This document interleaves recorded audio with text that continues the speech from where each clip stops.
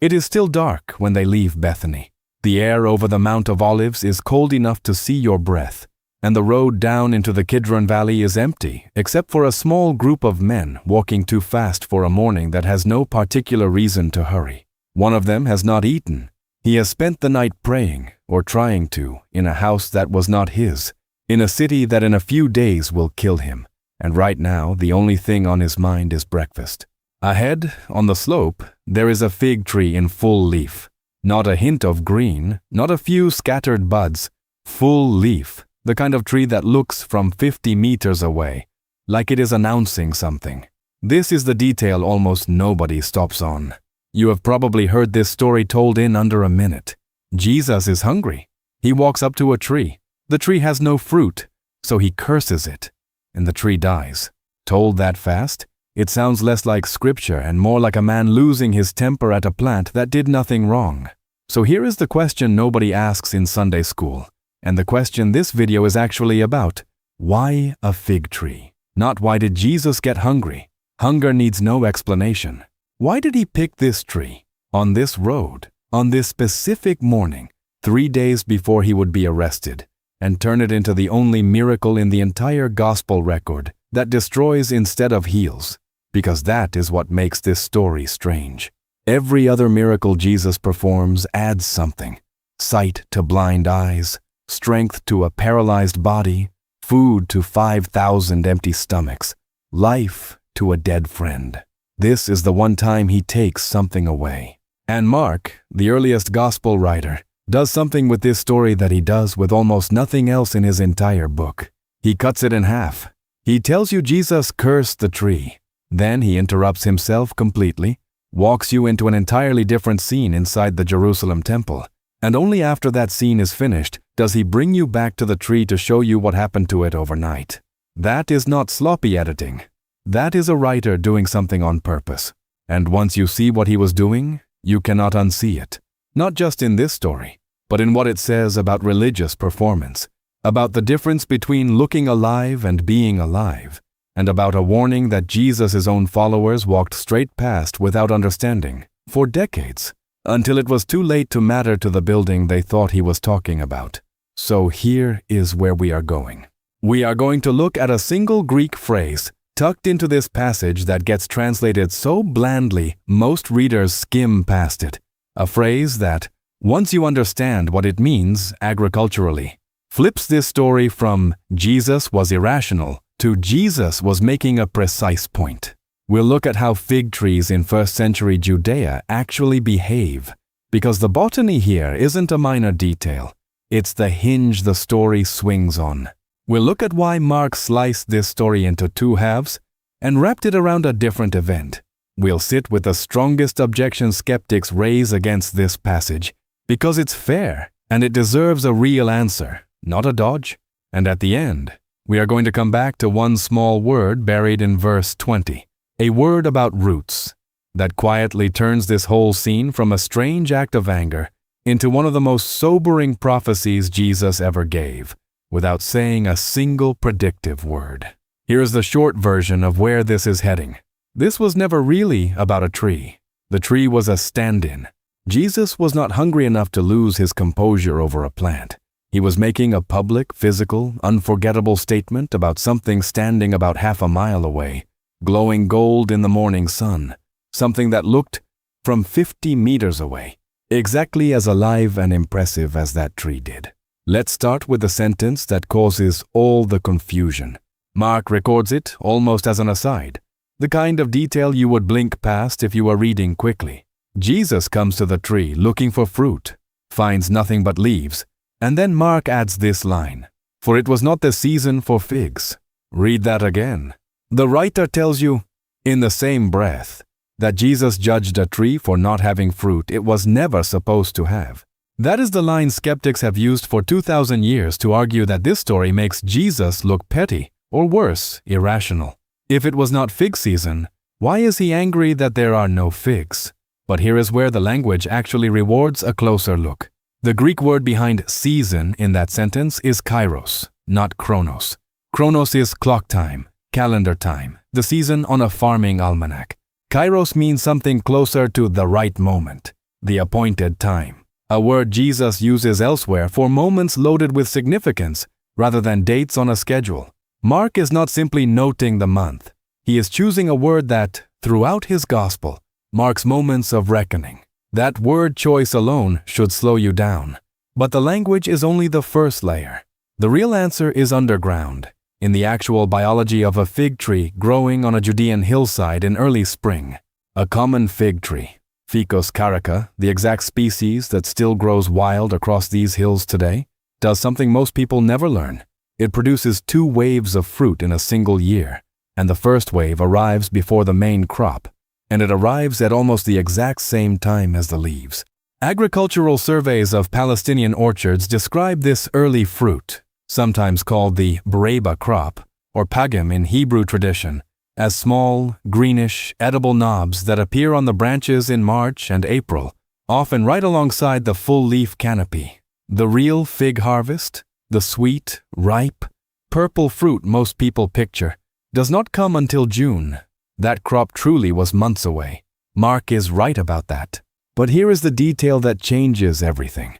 A fig tree does not usually show full leaves without also showing those early buds. Leaves and the first fruit are supposed to arrive together. That is simply how the tree works. Full leaf without any fruit at all, not even the small unripe knobs, is not normal. It is not early. It is empty. This particular tree was advertising something it did not have. From a distance, it looked like the one tree on the hillside that had gotten a head start on the season. Up close, it was all display and no substance. So when Mark writes, "For it was not the season for figs," he is not excusing Jesus. He is quietly setting up the reader to catch the same thing Jesus caught in person. This was not a normal barren tree caught at a bad time of year. This was a tree pretending, and Jesus, walking up close enough to check, was the only one who noticed. Everyone else on that road would have seen green leaves and kept walking.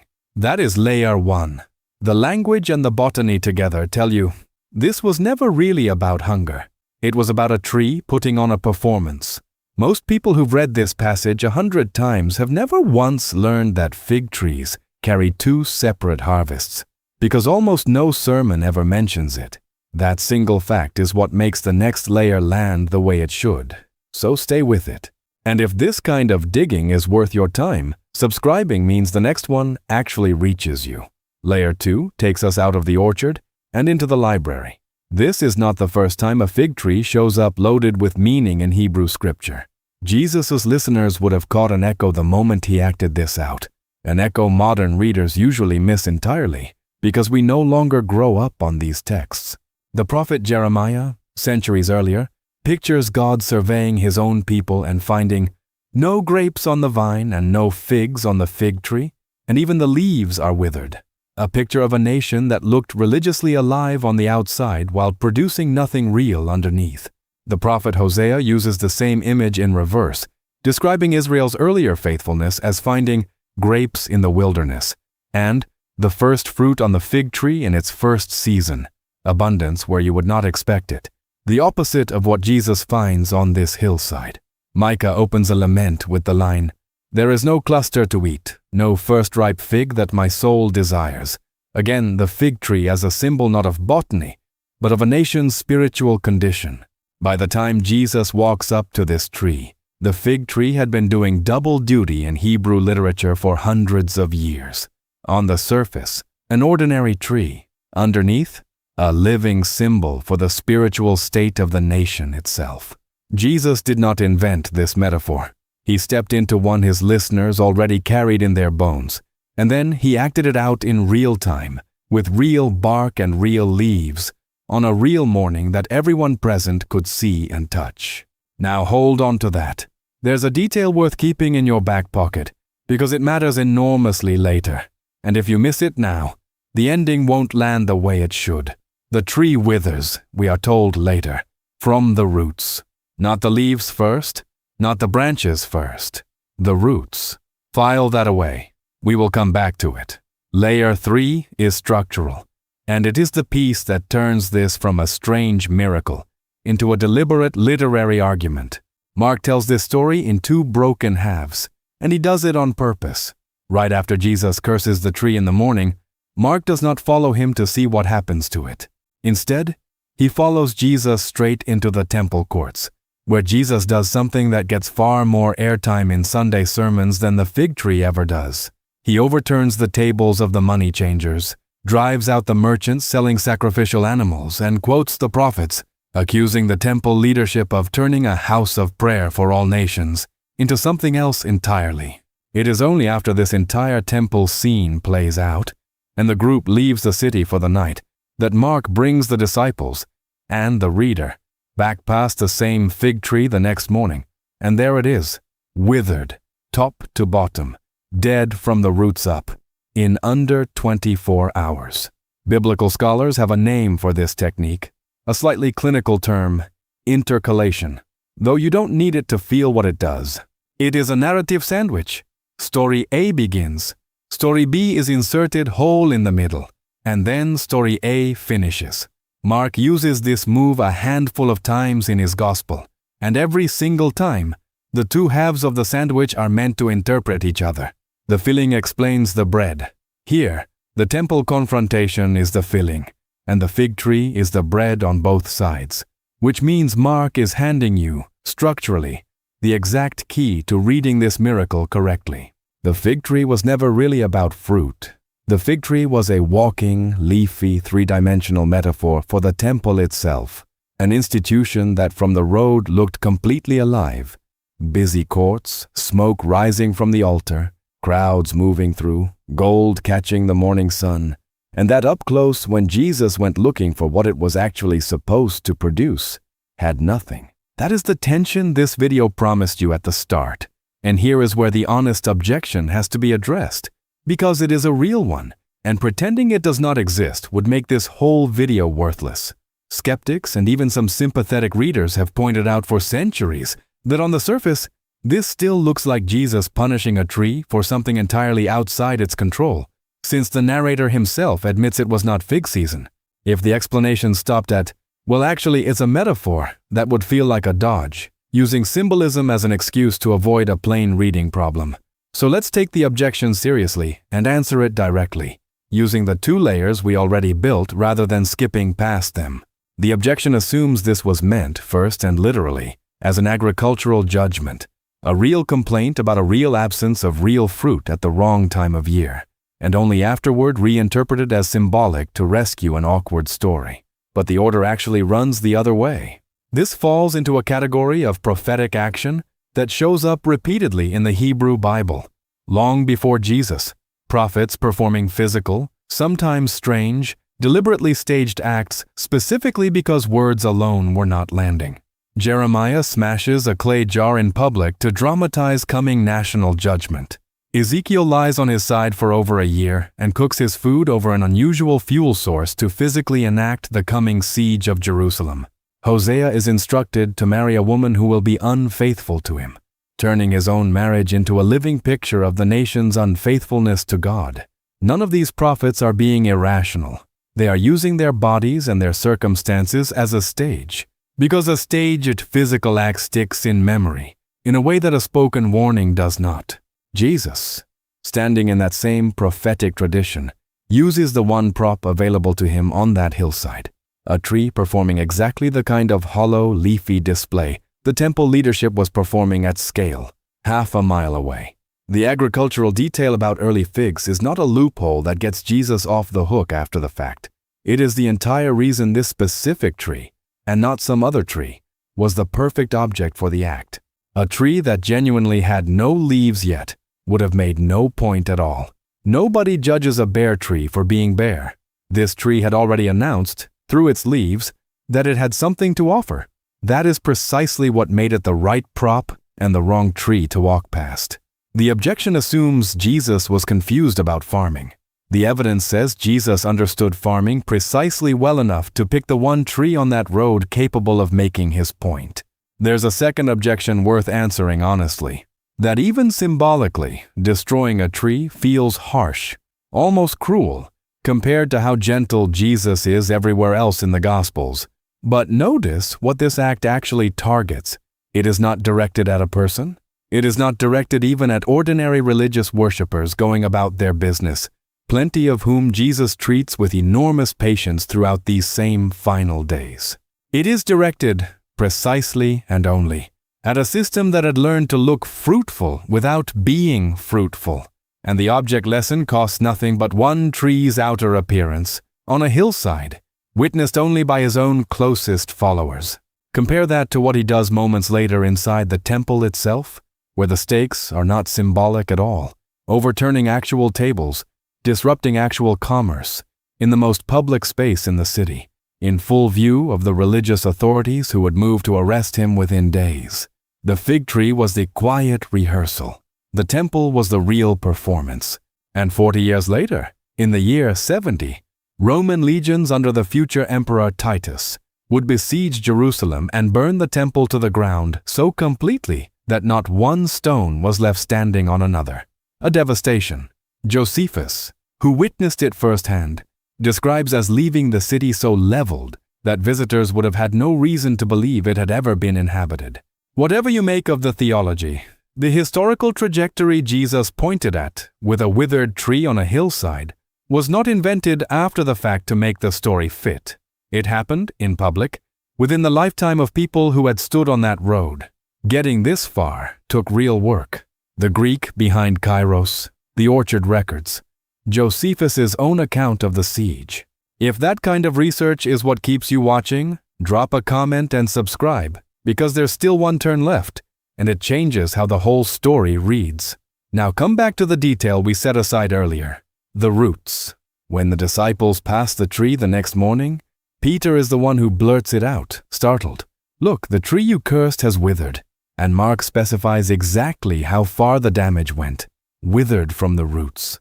Not the leaves curling first the way a plant naturally dies from drought, starting at the extremities and working inward over days or weeks.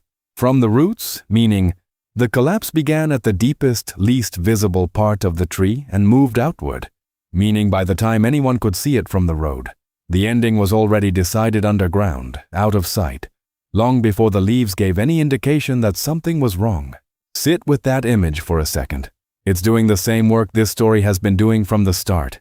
A tree that looks fully alive from a distance, that has already collapsed from the root up before the surface shows a single symptom, is the most precise possible metaphor for a religious system, or honestly for a life, that maintains every outward sign of vitality, while the actual source of life underneath has already given out.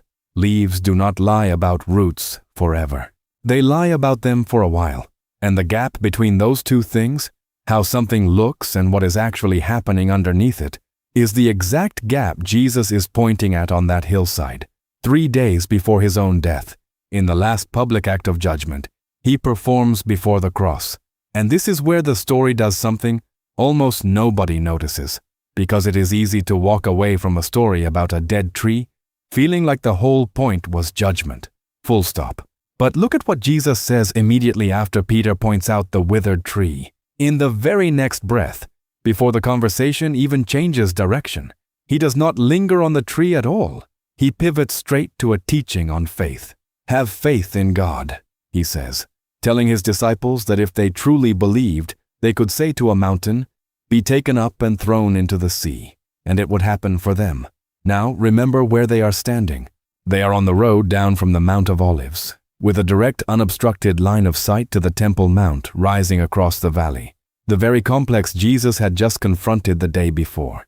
Many readers over the centuries have connected that specific mountain reference to that specific view, reading Jesus' words less as a general statement about mountain-moving faith in the abstract, and more as a pointed reference to the massive, seemingly permanent religious structure sitting directly in their field of vision, a structure that would, within that generation, in fact, be thrown down. But Jesus does not stop there either, and this is the turn that keeps this story from being pure warning. In the very same breath, he pivots again, this time to forgiveness. And whenever you stand praying, if you hold anything against anyone, forgive them, so that your Father in heaven may forgive you your sins. A story that began with a tree collapsing under judgment ends, within a handful of sentences, with an invitation to be forgiven and to forgive. That is not a random change of subject. It is the same architecture we saw in the sandwich temple scene, playing out again in miniature, judgment on the outside, and something else entirely tucked inside it. The withering was never presented as the final word. It was presented as a wake-up call loud enough to be followed immediately by an offer of grace to anyone willing to hear it. There is one more piece of this puzzle, and it is the piece that turns a story about destruction into a story about patience, and it comes from a different gospel entirely, told at a different point in Jesus' ministry, but about the exact same tree. In Luke's gospel, Jesus tells a parable about a man with a fig tree planted in his vineyard that has produced nothing for 3 years running. The man tells his gardener to cut it down. Why should it use up the soil? And the gardener asks for 1 more year. Let me dig around it, he says. Let me fertilize it, give it 1 more season, and if it still produces nothing after that, then cut it down. That parable, told earlier in Jesus' ministry, is not a footnote. It is the other half of the same coin. The barren fig tree, in Jesus' own teaching, is not a symbol of instant, automatic destruction. It is a symbol of patience running out, of a gardener pleading for 1 more chance before judgment falls. By the time we reach the cursed fig tree on the road from Bethany, that 1 more year has run its course. The waiting is over. What withers on that hillside is not a random tree meeting a random end. It is the closing scene of a story about mercy that had already been extended, and finally reached its limit. So here is what actually happened on that road. Once you put every layer back together, a tree stood there advertising a harvest it did not have, its leaves promising something its roots could not deliver. A man who understood exactly what that tree's leaves were supposed to mean walked up close enough to check, the way almost nobody else on that road would have bothered to. He turned that one ordinary tree into the last in a long line of prophets who used their bodies and the world around them to say something too important to only be spoken. He aimed that warning with surgical precision, not at ordinary people trying their best, but at a system that had learned to perform fruitfulness instead of producing it. And in the very same breath that he pronounced the warning, he opened the door to forgiveness for anyone standing close enough to hear it and willing to walk through. Here is the part that actually matters for you, sitting wherever you are right now, 2,000 years and thousands of miles from that hillside. Most of us are not running a temple. Most of us will never stand accused of institutional corruption on the scale of first-century religious leadership. But every single one of us knows what it feels like to have leaves without fruit, to look, from 50 meters away, completely fine, showing up, saying the right things, looking, from the road like a life in full bloom, and knowing, if we are honest, that if someone walked close enough to check, actually checked, they might find the branches empty, not because we are frauds, usually not because we are trying to deceive anyone, just because it is so much easier to maintain the leaves than to tend the roots, and leaves for a while are enough to fool everyone who only ever looks from a distance. This story is not really asking you whether you have ever failed. Everyone has. It is asking something quieter and harder to sit with, whether what is underneath your leaves matches what your leaves are promising. And if the honest answer, right now, is no, the same story that ends with a tree withered from the roots also ends, within the same breath, with an offer of forgiveness to anyone willing to stop performing and let the roots be examined. The mercy in this story is not separate from the warning. It is folded directly inside it, on the same road, in the same conversation, before the leaves even had time to fall. That is the fig tree Jesus cursed. Not an act of temper, an act of mercy shaped like a warning. Because sometimes the most loving thing anyone can do is walk up close enough to notice what the leaves have been hiding, before it is too late to dig around the roots. If this is the first time you have actually understood what happened on that hillside, that is worth saying out loud in the comments. And if you want the next detail hiding in plain sight inside a story you thought you already knew, subscribe. This channel exists for exactly that. The small overlooked line that changes how you read the whole page.